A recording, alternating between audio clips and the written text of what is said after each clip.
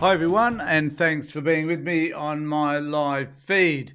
It promises to be a interesting feed, so I just want to say to everybody, please remember to subscribe to my channel, ring the bell for notifications, do what you need to do. It doesn't cost you anything, and I really do appreciate it. And remember, this is an opportunity for you to have a conversation with me and with each other about the things that matter. And I just want to say to Paul, hello to you. It's good that you're on board as well, as is always the case, Paul. So glad that you're here. Just want to be able to say just a number of things. Number one, this is your opportunity to have a conversation. I'm going to be talking a lot about a couple of things about anti-Semitism, cancellation of Writers' Week here in Australia, in South Australia, in Adelaide, and I'm also going to be talking a little bit about what's happening in the United States with regard to Greenland and the Trump presidency and the crap that is Donald Trump. So we're going to be talking about all of that as well. So please get involved, join in the conversation, and make it your own, in fact. So I'm going to also make another request, and that is that normally on a Tuesday I have been having some sessions with Nathan Ogilvie, and who is a young bloke who's come on board and who has offered to join with me in the conversations such as the one we're having today. But Nathan, because he's working as a psychologist and is only available once a month, leaves me a little bit vacant on a Tuesday. I'm a little bit vacant on Thursday because Avery's not with me either. But I am looking for someone who's politically motivated, who is able to join me as well on a Tuesday. So if you are someone who would like to have an opportunity to participate in my live feed, I'd be delighted to have you on board. So please participate if you can. Okay, let me know. I'll put my email address, which I'll punch in right now. I should have done this earlier, down below. And people can contact me if you so desire. Okay, let's get stuck into it. It promises to be a lively and exciting conversation. But before I start, I guess talking generally, I just want to highlight some issues around anti-Semitism which I think are important. And I guess it's an effort to be able to frame this discussion so that we can have an open, a free discussion without the discussion turning into something that could be identified as anti-Semitic or hate speech. And we need to start with the fact that criticising Israel is not inherently anti-Semitic. But I do need to say that, like most political debates, it can become anti-Semitic depending on how the debate is done. So I'm going to try and emphasise ways by which we could do that so that it doesn't become anti-Semitic. Now, the Israeli government policies, that is their settlements, Gaza, military actions, occupations and laws, etc., all that stuff, are specific politicians or parties, the conduct of Israel's state under the international law, and Zionism as a political ideology, so long as it is debated without targeting Jews as a people, is all fair criticism. It's no more anti-Semitic, in fact, than criticising China as anti-Chinese and criticising Australia as anti-Australian. When it does become anti-Semitic, and when we do cross that line, is when we target Jews as Jews rather than a government or policy.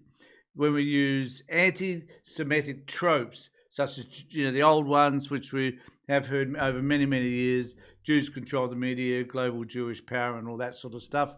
And when we hold Jews responsible for the actions of Israel, that is wrong, and denies Jewish people equal rights or humanity simply because they are Jewish. That is wrong, and that is anti-Semitism. We can criticise the state all we like. In fact, I do that all the time. State of Israel needs condemnation right across the board.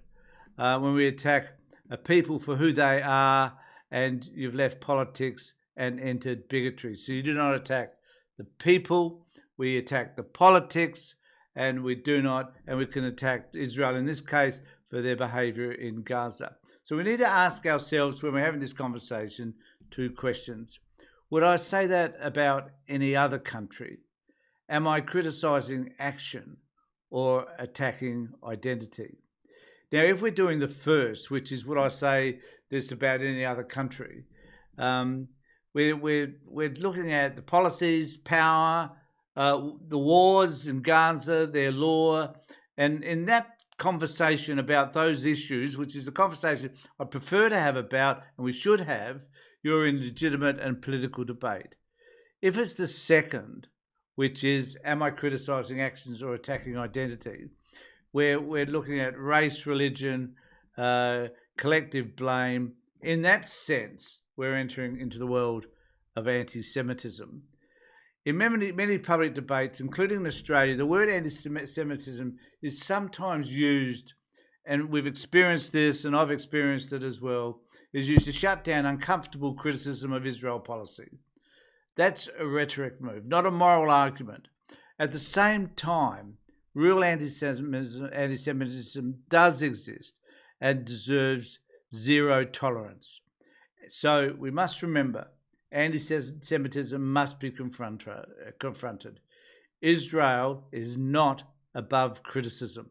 So that's my take on where this conversation should go, and I'm hoping that you could start to participate in this appropriate conversation given some of the things that I've just outlined to you. So what we're now experiencing is that, as I posted earlier today in a post, that we're receiving this right-wing wokeness shit about the way we can talk about issues, and if we're presenting an issue which is contrary to what the right might think, then for some reason that's anti-Semitic, and we must nip that in the bud because it is simply wrong. And here in South Australia, we've had a specific issue in relation to all of this, which is Adelaide Writers' Week. This is a fundamentally important aspect of the Adelaide Festival, a world-renowned and important cultural festival here in Australia. And it's been interesting to note that I've been listening to and watching some of Sky News commentary around this, which is quite illuminating, to say the least, because they seem to think that if you're in the arts, you're fair game, and that if you have an opinion and you're an artist, then your opinion is valueless. That's what they tend to believe. The reality is that the arts expresses ideas, a whole range of ideas. Some of them I accept and some of them we don't. But regardless of all of that, they are simply ideas. And the wonderful thing should be about our community and the way we express ourselves is that ideas should be freely expressed, providing they're not full of hate and providing they're not distinctly anti-Semitic. So criticising Israel, what's happening in Gaza, criticising what's happening around the world and other governments, and Donald Trump in particular, is fair game. But criticising the people and conflating all of those issues specifically to people, whether they be Muslims or Jewish or Christian, is simply wrong. So, and one of the other things I need to say that does confuse me somewhat is that right at the moment, Donald Trump is making a big deal about what's happening in Iran, particularly in relation to all the people that have been killed in the demonstrations they've had over there. Not paying much heed to people that are being killed in America, particularly with regard to Nicole Good, but and certainly not paying any heed to the number of people being killed in Gaza. So we know that in Iran, some 500 people who were demonstrators were killed. In Gaza, there's some 70,000 people, mostly women and children, and all of the people within that country have been left isolated and alone and fearful of their own life expectancy. In fact, I did hear some Palestinian woman in Gaza say, and this is quite profound, I think, that she felt like every day she died 100 times. And I think it's really sad to hear that. But people are speaking out, and there seems to be this watershed moment at the moment where we're looking at some of this stuff, as unhelpful it is, from a new perspective, or from a different perspective, maybe. And the Adelaide Festival has been one of those watershed moments, really, where we're starting to look at some of these things differently. And there have been a lot of Jewish people that have come out against what's happening in the festival, and actually doing something about the rejection of and the cancellation of Randall Abdul Fattah, the Australian Palestinian writer who was banned from the festival. Now, as a result of all of that, I've heard today, just a few minutes ago, the festival's been cancelled, which is rather sad, I hasten to add, because my wife and I had planned to attend not only the festival, which we do every year, but also we've booked a hotel room in the city so it would be closer and so that we could be more freely participate in the activities of Adelaide Writers Week. And sadly, we will have to cancel that booking, I suspect. And also, sadly, it brings in some $60 million into Australia, into Adelaide, and that will not be happening. So, and I do need to say, particularly Peter Malinauskas, our Premier, needs to take responsibility for not having taken a stand earlier and for supporting the cancellation of Randa Abdel Fattah. And it is sad, in fact, that some of our politicians are friggin' gutless and cannot make a stand when they need to. Not about anti-Semitism, but that's fine. Make a stand against that. I'll be on your side every day of the week. But certainly make a stand against decisions to be able to cut and prevent people up from speaking about radical perspectives. You may not agree with them, but let's at least have that conversation. If you disagreed with what Dr. Randa Abdul Fattah had to say, then there was an opportunity to do just that at her when she gave her speech, or when she was being questioned, or whatever. There are opportunities for all of that. The fact that we choose to cancel people now just because we do not like their perspective is wrong, and we need to be able to address that issue. In fact, I'm going to bring us to an article which was in the Guardian, which is by Louise Adler. Now, Louise Adler was the chair of the Adelaide Writers Week, and she's Jewish, and she resigned because she disagreed with silencing writers. And I'll read part of what she has to say so that we can get a better understanding as to where she's coming from.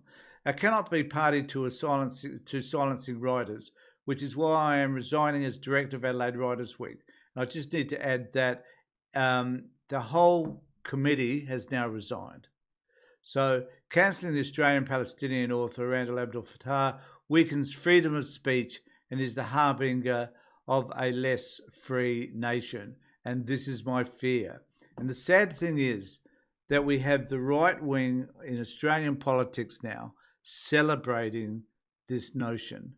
So they're seeing this as a win in the first instance because of the cancellation of this writer. The problem that we have now is that this becomes endemic. Every opportunity to cancel someone, which is bizarre because, let's face it, it was the right complaining about the left wing cancelling shit, and now we've got the right wing doing exactly the same thing, is that they don't want opposition to their perspective. And remember, the perspective that we're looking at here is an attack on the Israel government and their slaughter and the genocide they're causing in Gaza. That's what this is all about. And the sad thing also is that we don't seem to have politicians, Albanese and others, talking about this slaughter in the same way that they'll be talking about Iran and the killing of some 500 people in Iran. As horrible as that is, and all power to the people in Iran, we don't hear them talking about that in the same way that they should be talking about what's happening in Gaza. I find it appalling, it's disgusting, and it says a lot about our politics here in Australia. And this has to change. It has to change. So the Adelaide Festival's board decision, despite my strongest opposition, this is Atlas talking about this, to disinvite the Australian Palestinian writer Randall Abdel Fattah from Adelaide Writers' Week, weakens freedom of speech and is the harbinger of a less free nation where lobbying and political pressure, and this is the point, where lobbying and political pressure determine who gets to speak and who doesn't. And this is a fear I now have, is that no matter who you are, if you have a perspective, a way of viewing the world that is just counter to everybody else's, you're going to be dismissed. I mentioned in a earlier post that that I was concerned about initially about Candace Owen coming to Australia and Tony Burke cancelling her visa. And at the time, I was in agreement with that notion because she's a horrible human being. And then when I started to think about it and put it in context around all these other issues that are now happening, I was wrong. I was wrong. Tony Burke was wrong. That we should allow people, no matter who they are, if we want to rally against them, fine. Let's all do that. Let's all get together, put up our banners and carry slogans and protest. Let's do that. That's fine. That's legitimate. But let's not cancel their opportunity to say whatever. Let them be answerable to the public. Let the public question them and protest where possible. So with Fattah, Abdel Fattah had the opportunity to be able to talk to the community. She had a chance to be questioned by the community. She had a chance to put forward a statement about what she had been criticised for in the past. And I believe she has done just that. But she needed to be heard before she was cancelled. And this is the issue. In the aftermath of the Bondi atrocities, state and federal governments have rushed to mollify the "we told you so" posse. With alarming innuendos, protests are being outlawed, free speech is being constrained, and politicians are rushing through processes to ban phrases and slogans. And one of the other concerns I've got, and I don't know how realistic this is, and if you have an opinion on it, let me know, but the anti-Semitic anti-Semitic notion that's been put forward by Gillian Siegel does it tell us that criticising, because I think it does it tell us that criticising Israel for their policies and what they're doing in Gaza and around the world is wrong? And if we're criticising it, does that mean that we're anti-Semitic? Well, as I've just said at the beginning of this in my introduction, no, it doesn't. It is legitimate. But we need to make sure that any criticism we offer of any government, our own and others, does not verge on us making decisions that are going to mean that we're entering into the world of hate speech and so forth. Right. Now, she goes on to say, now religious leaders are to be policed, universities monitored, the public broadcasters scrutinised, and the arts starved. Are you, or have you ever been a critic of Israel, she asks. Joe McCarthy would be cheering on the inheritors of this tactics. Artists have always been a problem for the state and interest groups, but the confrontations have intensified as a consequence of the war on Gaza. Exploiting the rhetoric of social cohesion, crises have proliferated. The acceptance of Israeli government funding by the Sydney Festival in 2022, the sanctioning of young actors in cafes at the Sydney Theatre Company, Jason Gillam cancelled concert by the Melbourne Symphony Orchestra, the initial removal of Caleb Sabsadi as Australia's representative to the Venice Biennial, the State Library of Victoria's cancellation of a teen writing program, the collapse of the Bendigo Writers Festival, and now the collapse, of course, of the Adelaide Writers Festival, and a legion of arts organisations who have quietly yielded to pressure to program this artist and not program that artist. So she goes on to say, in my view, boards composed of individuals with little experience in the arts and blind to the moral implications of abandoning the principles of freedom of expression have been unnerved by the pressure exerted by politicians calculating their electoral prospects and relentless coordinator-leading writing campaigns. So Adler explains it all quite nicely, I think, in that piece in The Guardian. And so I want to take us to another point, which is this one here. Now, this is on Sky News. And I think it's really important to highlight this because here on Sky News, we have someone offering a criticism of the cartoon that was in The Guardian, I think it was. So this is Kathy Wilson's cartoon.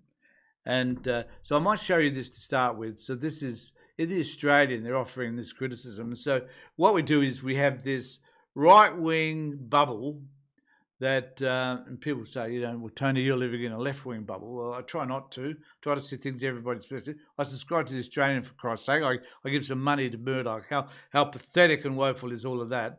But this, so I'll just bring us to this. Then I'll have a look at the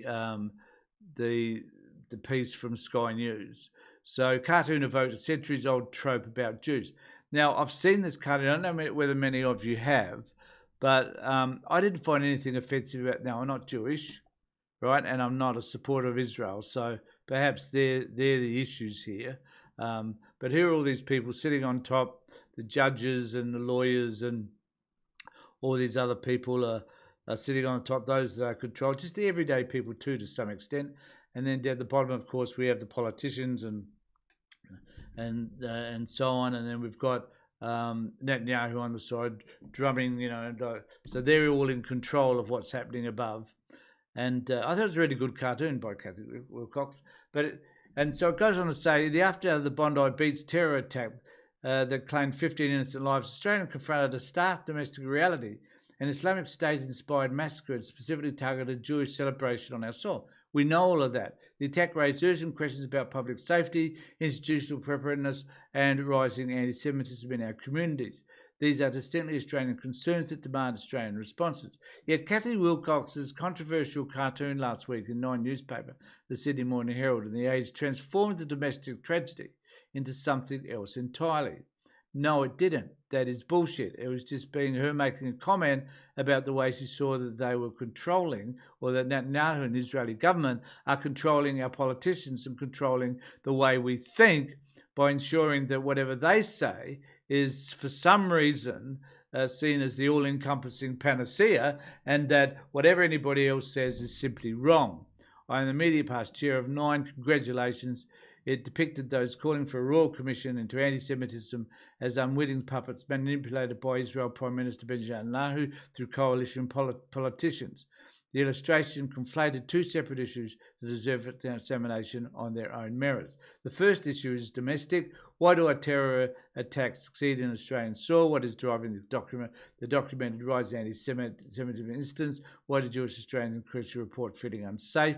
How do we protect Jewish communities? These questions exist independent of any foreign conflict. Well, the question is, are they independent? Are what we're doing around our rightful approach to dealing with anti-Semitism can we argue that is without interference from the Jewish Zionists and the Israeli government? Can we argue? No, we can't, because I can tell you right now that I have not heard a peep out of Penny Wong or Anthony Albanese in relation to what's happening in Gaza, apart from recognising Palestine as a state. That's the only thing, for which I hasten to add the Netanyahu government, the Albanese government has been criticised by Netanyahu himself by referred to that as anti-Semitic. So where does this Where does this leave us? Well, let's take us to this video from Sky News and we'll get the same sort of perspective. But watch this because I think it is quite telling. Well, Nine came under serious pressure over its publication of this highly offensive cartoon by Kathy Wilcox in the Sydney Morning Herald and The Age that has been described as playing into anti-Semitic tropes by depicting those calling for a royal commission, and remember this includes grieving families, as marching to the beat of Israeli Prime Minister Benjamin Netanyahu's drum. Finally, after several days, both mastheads published apologies late yesterday for the divide. And I wonder who influenced the apology. Where did that come from? My guess is that the conservative wing of Jewish thinking, which is the ACGAA or whatever they are, they are the ones. So you've got to look at it and say, well, where do all these views come from? Who is it that's controlling? Who is it that is applying pressure? Well, it's these power groups, these Israeli supporters that are presenting this version of events which cause governments to make and change policies, and is causing, in this case, for the Murdoch press, who are sycophants to Israel and supporters of Israel, are the ones who are determining what views are appropriate and what aren't. So we have it in the Australian, as I've just shown you, and now we've got it clearly expressed on Sky News as well. Massive cartoon and hurt caused, which always feels like a qualified half apology anyway. But after all, the cartoon remains on the Sydney Morning Herald's website under a Best of Cartoons heading and is now under investigation by the Australian Press Council. But check out this response this afternoon by Wilcox herself when our colleagues at skynews.com.au dared to ask her about the cartoon and the apology and comments she made on left-wing social media platform Blue Sky, in which she questioned why she is the one being accused. I love the way that it is a left-wing social media platform, Blue Sky, and that so many people have escaped from X and moved to Blue Sky, and so because you're moving from a right-wing propaganda machine, which is Elon Musk, to Blue Sky, somehow you then become a left-wing propagandist. It just amazes me how they conflate and change the language to best suit themselves. It just absolutely blows me away. Accused of hatred. When she's receiving emails from disgruntled readers, she accuses of deep unresolved trauma and says we cannot consent to living according to their warped reality. In response to questions from our website colleagues about the cartoon, Wilcox sent an expletive-laden response, finishing off with, "You and your hit squad goons can F right off." Joining me now to discuss this. And I need to say that I think go Kathy Wilcox. She said what many of us are thinking, and certainly what I would say to Sky News and to the Murdoch press in particular, F off, because you are a bunch of right-wing sycophants and you are doing the bidding of someone like Netanyahu. It is absolutely woeful. This is Jewish community advocate Marnie Pearlstein. Marnie, look, it doesn't seem to me. Now, I do need to say that at this point, this woman is identified as a Jewish community advocate. Now, she is a Zionist. She does not speak for the entirety of the Jewish community. There are many in the Jewish community, particularly, and I've noticed traditional Jewish people, who are anti-war, anti-Israel government, anti-what's happening in Gaza. This woman does not speak for the Jewish community. However, that's how they want her to be represented. For some reason, Adler. Adler is part of the Jewish community. There are lots of people out there who are Jewish, who disagree, who do not believe for a moment that killing people randomly just because they're Palestinian and wanting to eradicate them and commit genocide and apartheid in that part of the world, in part of the sphere that's run by Israel,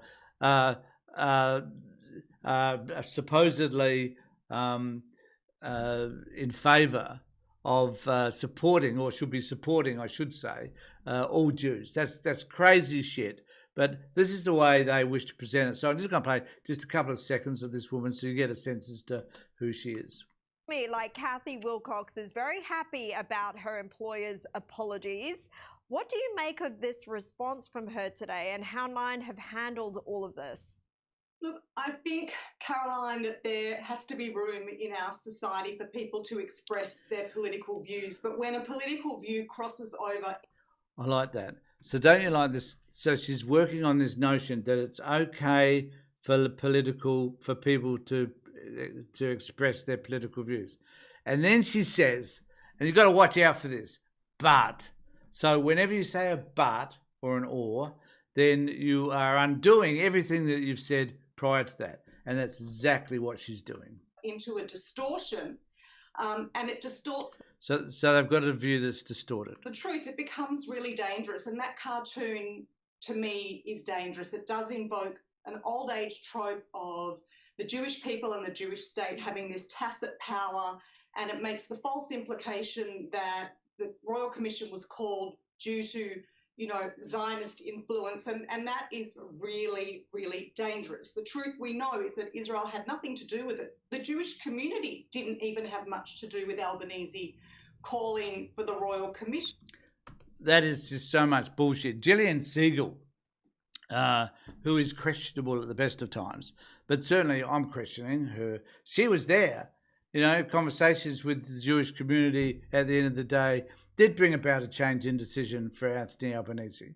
Regretfully, he should have stuck with the Richardson Committee and let it go, I think. But nevertheless, he was influenced. They have influence to suggest that the Jewish, the Israeli, Netanyahu, and those people that support him do not have influence in Australian politics is absolute garbage. Yet that is the version they want us to believe. So let me know what you think. I know there's a lot of people online at the moment, and I really appreciate it. So please keep pumping in. Someone said, Dee said, Kathy Wilcox is fabulous. I agree with that. And a lot of people are having interesting conversations. So gaslighting is not a defence. Rabbit ears won't help you either. No, that's true. Murdoch is a supporter and friend of Netanyahu and married to a Russian Jew. That is true. What's this, his fourth wife or whatever? Okay. Thanks for your comments. I really do appreciate it. And I'm going to move on to another topic right now because we've spent over half an hour on that one. How time flies.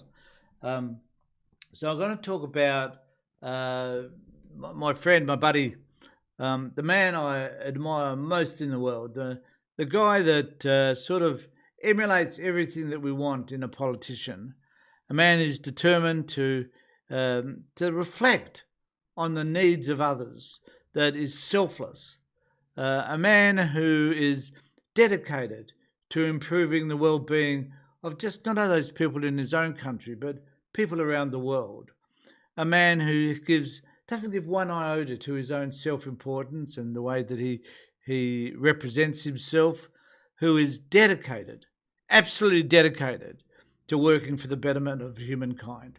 And of course, as you're well aware, I'm talking about Donald Trump, a man who is sincere, who has not got a singular focus, but looks at the whole world in its entirety, who understands the important things that matter to people, not even in his own realm, who listens to comments made by those people around him to advise him, that's open to a general discussion around a variety of issues that even sometimes he may disagree with. I have never spoken so much bullshit in my entire life as I did just then.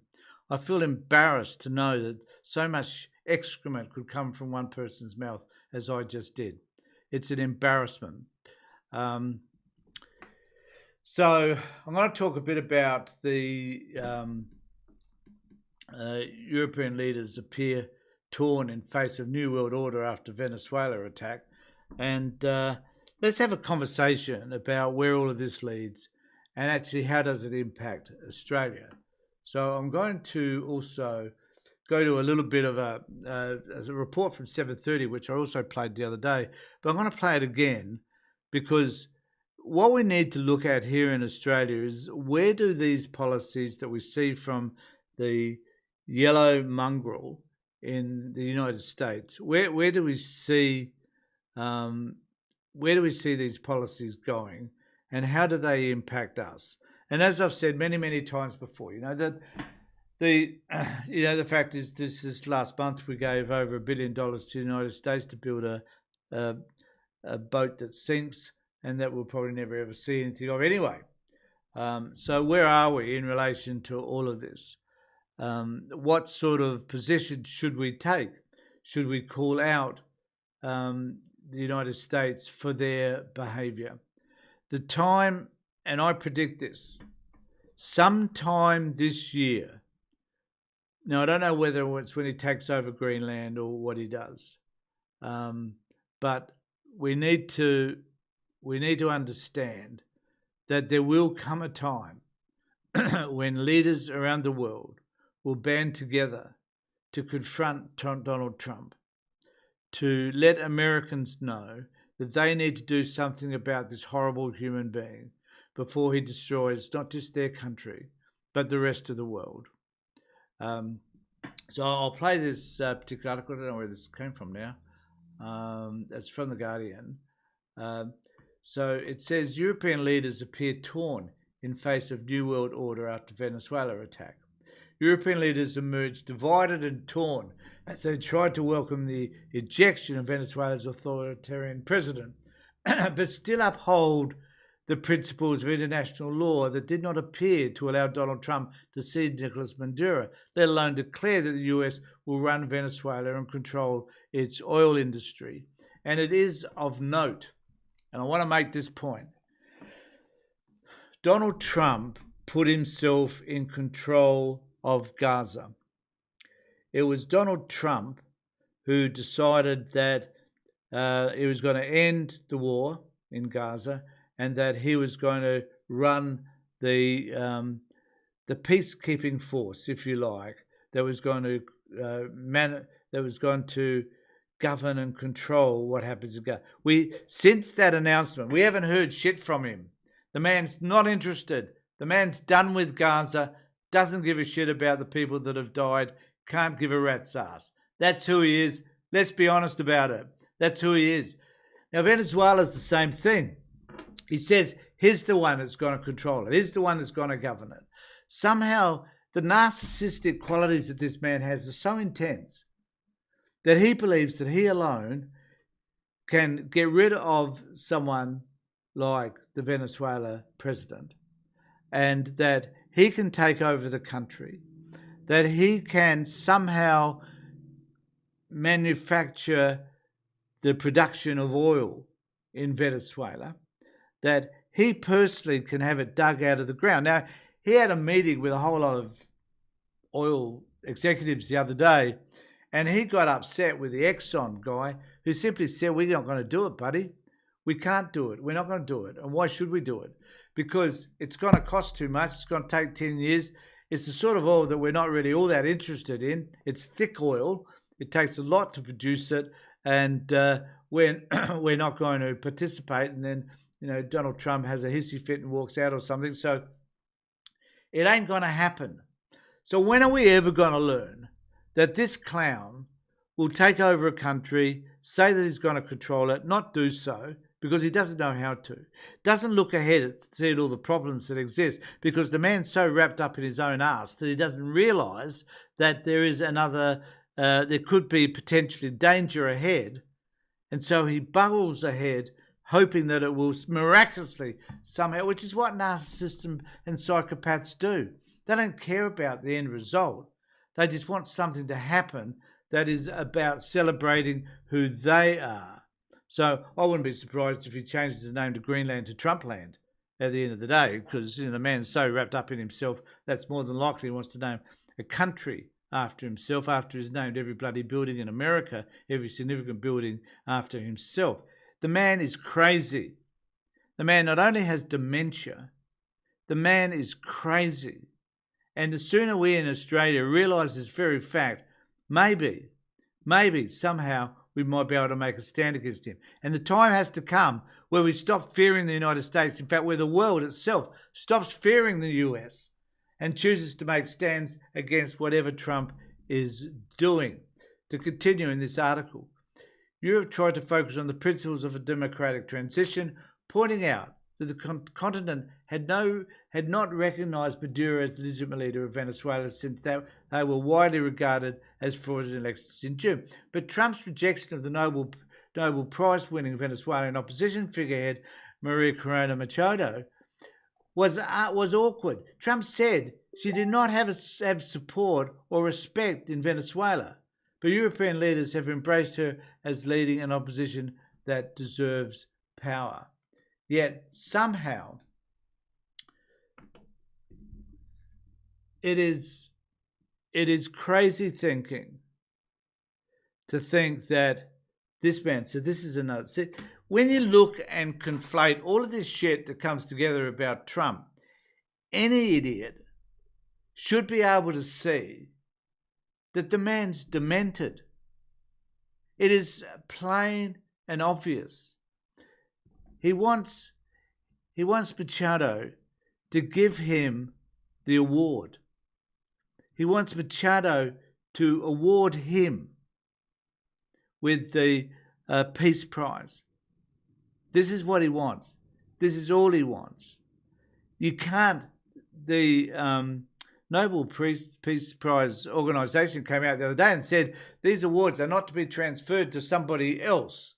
You know, there is also a financial reward associated with all that. Does he want her to give up the $1 million or whatever it is to him as well? Probably does.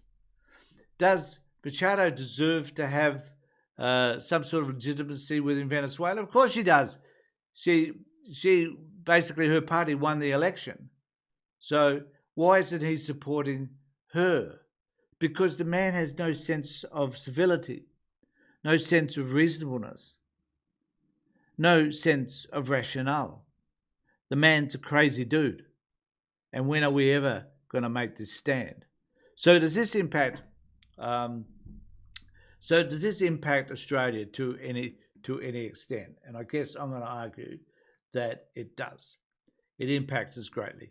So I'm going to show us a video, which is just a 7:30 report where they're talking about this, so that we can better understand exactly what's happening here. So here's this report. Any intervention in Greenland would be, I think, very much a... Sorry, change subject. This is about Greenland, but it's still relevant. We're going to talk about Greenland as well in a sec. A break with history, a real record scratch moment, and would, I think, be a disastrous moment for NATO and could threaten that alliance altogether. The President's international activism has stunned the world anew, including Australia, where some senior government figures are maintaining what they have called a holding pattern in the face of events whose consequences are not yet apparent. International affairs experts like Alan Beam, a former advisor to Penny Wong, say this is a moment for Australia to use its influence on the world stage. If you believe in a rules-based system and you haven't got one anymore, what are you believing in? It's sort of like being an atheist professing your faith in God. You haven't got it, but you've got to believe in it. If you're going to believe in a rules-based system, you've got to invest in it. And I think, to me, that's the point. The point is that we need to have a rules-based system. We need to be governed by some sort of morality to start with, some sort of reasonableness, some sort of, and I do mean this the best way I can. We need to have a focus on empathy, understanding what it is like. So that's, I just got to mention, someone said that we should join BRICS. And maybe, and I agree with that, maybe we should. Because one of the issues that we have is, how do we sever ourselves from a country who for so long has gaslit us? For 80 years now, the United States have gaslit the world about their power, their influence, and we have acquiesced to them. This is the problem. We have given in. We have given in to them. And it's about time we made decisions, I think, about how to stand on our own. What other allies could we have? Even China. Maybe there's, I don't know. We can become so fearful of China because they're a communist country and they have human rights issues everywhere. But there again, you're now looking at the United States, you look at Israel, they have human rights issues as well. The United States, through the CIA, have had human rights issues for decades now in terms of the way they've invaded other countries and they've actually chosen to dispense with any rights that anybody might have who comes under their survey. That is who they are. That is what they've done. They are just as bad as anybody else. And China, because they're our major trading partner and because we're worth so much to them in terms of resources, we should perhaps even look to them as someone that could help to, I guess they couldn't protect us militarily, but certainly someone that we could develop a more friendlier and accepting relationship maybe than the one with the United States. Because I think the time's going to come when someone is going to have to stand up, and maybe eventually that someone will be countries elsewhere. And one of the issues, I don't know whether I've got it here or not. No, I haven't. But certainly one of the issues is that if Trump chooses to invade Greenland, what will that mean to the rest of the world? It will certainly be the end of NATO. And this man is so keen on destroying any connection with Europe and with the UK. Because in Trump's mind, and I think this is what we need to face, folks, in Trump's mind, he is omniscient, all-powerful, all-knowing, all-wise. What an oxymoron that is. But nevertheless, this is the way he sees himself. And because he sees himself in this capacity, he doesn't need to take information from anybody else or even care about what the geopolitical consequences will be. He just goes off and does his crazy things. He sees Greenland as this massive country, which on a map, because of the positioning that it is in its ovula, it looks big. It isn't as big as it looks on a map, Donald. You're a dick. So, but I guess no one's bothered to point that out to him, that it's no bigger than Texas, I think. So, but he sees it so he sees everything through the eyes of a real estate man. Now, we also know that looking for rare earths, of which they seem to have plenty, in an environment like Greenland is hard. It takes a lot of effort, and to send people to work in those conditions are extreme. I know from working with Oz Minerals and other organisations around Australia, working in the desert, at 40, 50 degrees is terrible, and takes its toll. Working continually in under minus 30, minus 40 degrees in a place like Greenland is horrible. Yet, and this is one of the reasons why people haven't bothered to invest in the minerals there as they have. And also, one of the other issues that is a primary concern with regard to these countries, and Greenland in particular, is that the Danish government have given permission for the United States to build as many bloody bases as they like. They don't need to worry about, Russia and China in their region because they can build bases. They can protect the region if they want. They can dig for minerals if they want, and if they want to spend that money. They can do all of that. They can do everything that Trump says he wants to be able to do. So why does he really want this country? Because he wants America. He's an imperialist. He wants to see America grow. He wants to see his power develop. And his power depends on the amount of land that he's got. So he's got this notion now around the Western Hemisphere, which is, America, Greenland, all the places up there, plus what's down south in South America. So he wants to take over the world physically. That's what he wants to do. Now, we've seen this scenario before. The bloke's name was Hitler. So are we prepared to live through it again with the most powerful military in the world? No, we aren't. But do we need to make a stand against them? Yes, we do. And what does that stand look like? It is using language to describe the way we should refer to Donald Trump. He is not only a traitor to his country, he's a traitor to the rest of the world. He's a man who doesn't care about the legitimacy of international law. He doesn't concern himself with morals and principles. He is a crazy man who's pathetic, who's psychopathic, who's a narcissist. That's who he is. And we must find a way to make a stand against him for all of those reasons. And I'm hoping that this year, somewhere along the line, we will be able to do that. So there is this... so I just want to bring up this different... So there's this other perspective, which is... So I did an interview where... I did a segment where I was talking about Alexander Downer. And someone said, if I'd known you were going to do a section on Alexander Downer, I wouldn't have bothered watching it, which is fair enough.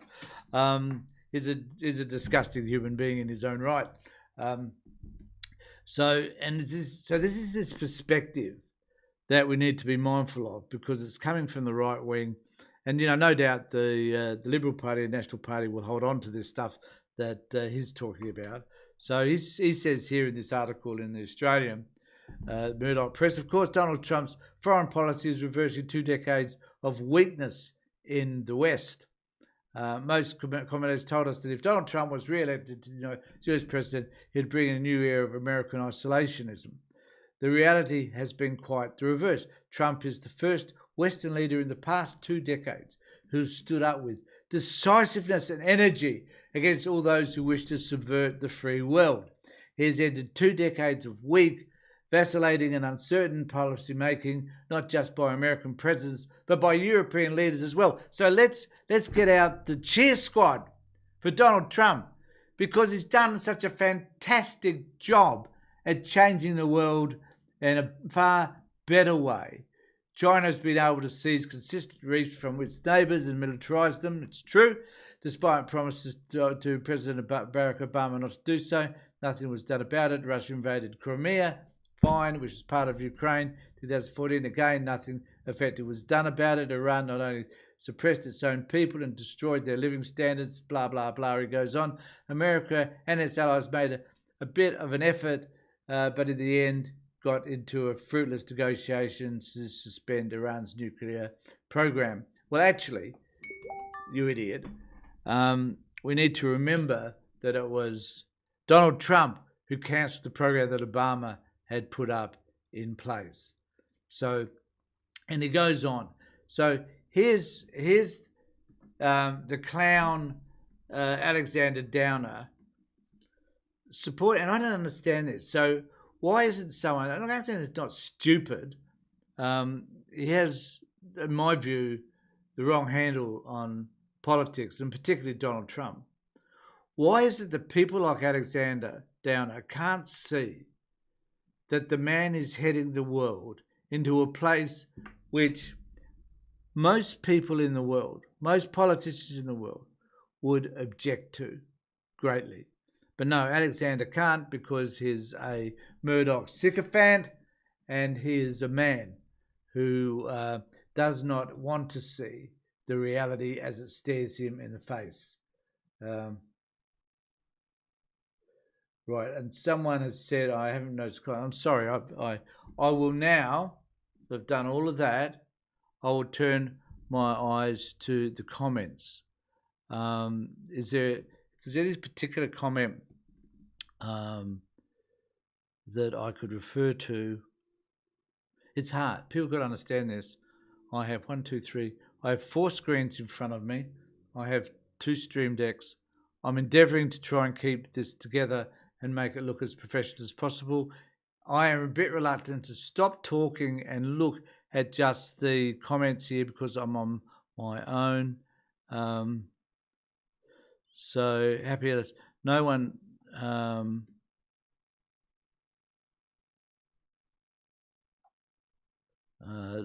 So that's an interesting point. Someone has said, and I tend to agree with this. The Trump administration is not Donald's, for fuck's sake. I agree. We have the modern day Goebbels in Stephen Miller, and if anybody's ever seen the Stephen Miller interviews, you've got to wonder. You know, I'm talking about Trump being a crazy person. Well, you know, like Stephen Miller's a completely different level, I think. And it's just crazy to contemplate it. I'll just pick up some other comments here because there was criticism that I wasn't referring to. I'm a concerned Aussie. I'll bring this up, Maria. So I haven't read all of this, so I don't know what she's saying, but I'll have a look. I'm a concerned Aussie too, but the US empire is real and Trump may only be a figurehead. The problems are structural and systemic. It's not always about individuals. We need an Indi for policy. Not too sure what you're referring to there, but so that's from Mark. Perhaps you could explain that, Mark, if you don't mind. And Trump may not be a figurehead. And Trump may be a figurehead, but is a powerful one. I think that's the point that we're trying to make here. And that there are people in the United States, in Parliament, in Congress, who are afraid to stand up to Trump because he will simply say, you know, I'll make sure that you don't get re-elected, and I'll stand, even though that's a bit of a fallacy these days, I think, because people have come to realise that he hasn't got the power and effect that he thinks he has in those areas. They're all actors, someone says, Happy says. They all knew this was coming, left and right. So I'll pop that up to Jason. Thanks, Jason. Oops, wrong one. I'll bring it up again. Don't know why it does that. They're all actors. Oh, I didn't mean to bring that one up. The whole system is falling apart on me. Right. Oh, sorry. I did punch the wrong one. They're all actors. Sandra says, try it again, Tony. We'll get it right eventually. Stephen Miller is an idiot. He states Denmark shouldn't have the right to own Greenland, but America should. Yes, he is a moron of a completely different category, and we must acknowledge him as such. I couldn't agree more.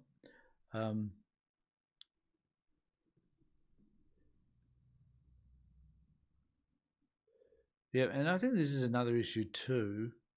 Bring this one up as well.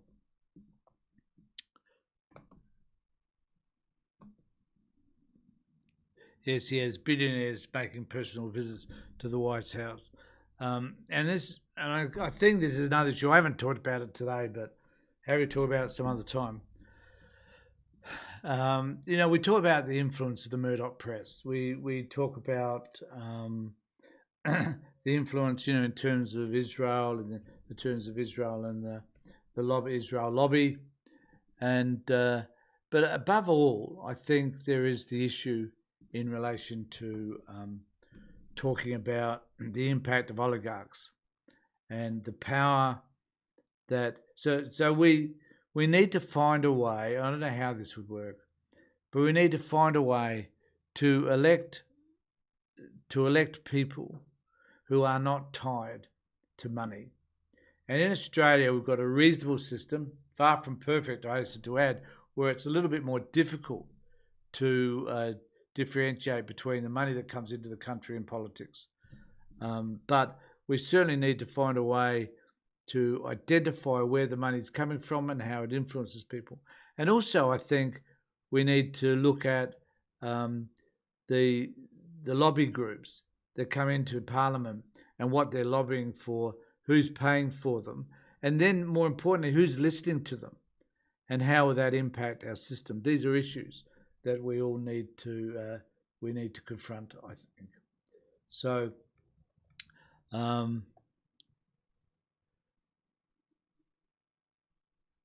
that's a good one.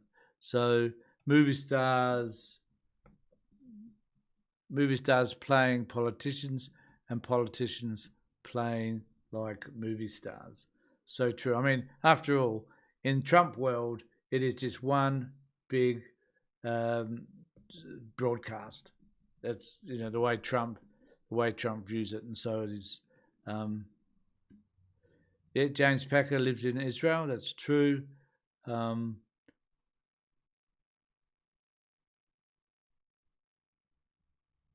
Someone says, Shannon says the difference between China and the USA is the USA has. Hold on, I'm going to bring that up because the USA has elections, China none. The USA also gerrymanders. The USA also has a two-party system. The USA system, we can say, is corrupt. So there's many things that you could argue are wrong with the USA system as well. China doesn't have any, I agree. They have an election process just amongst the elite, understand all of that. But there again, you've kind of got to wonder whether America is the same. It's under a different guise, I agree. It is supposed to appear to be democratic. But the question we really need to be asking is it? If you've got an alternate view apart from the Democrat and the Republican Party, what voice do you have? What voice do independents have, libertarians have within the US system? Not any at all. You've got to wonder about that stuff. So I guess it's a fair comment. But to what extent is it actually true? That is the question. So someone said, so you're a fan of Pauline? They obviously weren't referring to me. So you have this discussion amongst. So elected. Oh, thanks. So someone's, because I have no idea. So someone posted this. China has elections. They have 7 major parties who elect the people who elect the Politburo.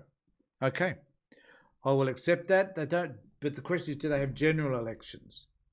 That is the question. And if Ital, you can respond to that, I would really appreciate it.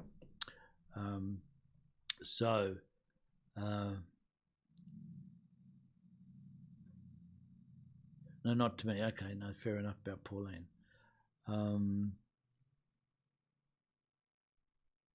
Right, so Sandra also says, and I appreciate this, Sandra, we need to vote for parties not influenced by pro-Israel or American lobbies. How refreshing would that be if we were able to do that? I couldn't agree more.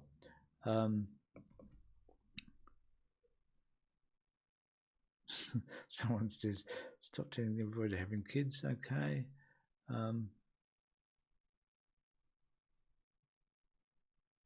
So you're having this terrific conversation. One of the things that does impress me most, and I need to talk about this before I finish, is the fact that so many people who comment in my comment section, not just on my live feed, but generally, are so bloody well informed. It is so impressive to know that people think about the things that we talk about, who offer comments, lengthy comments at points where I think, my God, if I could just award you in some way for the thought that went into some of your comments, I'd love to be able to do that, because it is absolutely outstanding. And I just want to say, before I go, please subscribe to the channel if you care to donate. I haven't, incidentally, for those of you that are still here, there's a lot of people going online today, but I would like to say that I don't monetize my my live feeds until after I finish the live feed, because someone complained about a host of advertisements coming up. So I don't do that. So because I'm not monetizing, if you feel inclined to donate some money in the hot chat below, which I believe you can do even though I'm not monetizing it, I would really appreciate that also. My wife told me off the other day, and she was right. She said, don't beg for money. So I'm not begging for money. I'm just saying it's there. And if you want to contribute, fine.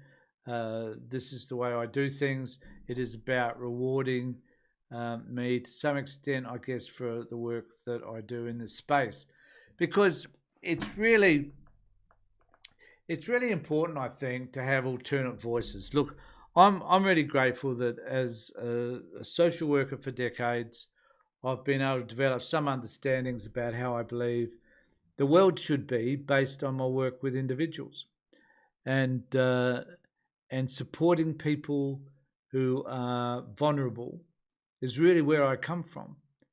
And so for me to have a voice, as I do through my page here, is really a blessing for me, because in my retirement it gives me an opportunity to say many of the things that I have never been able to say when I was in private practice.